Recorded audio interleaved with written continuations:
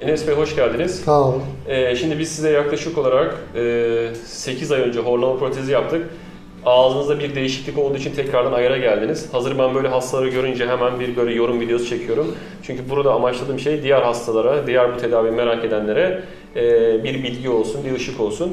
Şimdi siz 8 ay öncesine gittiğimizde bu hastalık size ne gibi sıkıntılar yaratıyordu? Bu bir. Ne gibi çözümler aradınız? Sonra bize gelmenizdeki olan karar neydi? Bunu anlatır mısınız? Şimdi uyku apnesi dediğimiz bende bir olay var.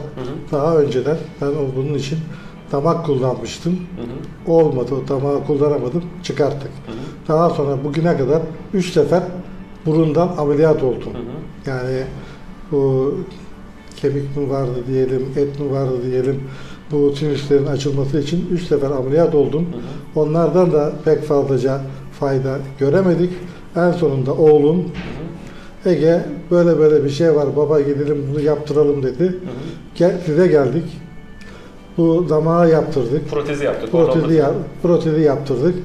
O günden sonra ben hayatımdan memnunum. Benim haricimde yanında yatan kişi, eşim, o daha fazla memnun. Çünkü horlama sesi bitti. Peki siz uyku kalitesi açısından neler hissediyorsunuz mesela? Yani nasıl uyanıyorsunuz, neler yaşıyorsunuz? Rahat uyanıyorum. Rahat uyanıyorsunuz. Eskiden belki daha mı yorgun uyanıyordunuz? Öncesinden nazaran daha rahat oluyor. Anladım. Şu an için o zaman her şey genel olarak gayet iyi gidiyor. Güzel, iyi. İşte dişlerimi yaptırdığım için onu ayarlayacağız şimdi. Ayarlamasını yapacağız. Devam edeceğiz. Oldu. Güzel o zaman. Teşekkür ederiz. Sağ Çok olun. sağ olun.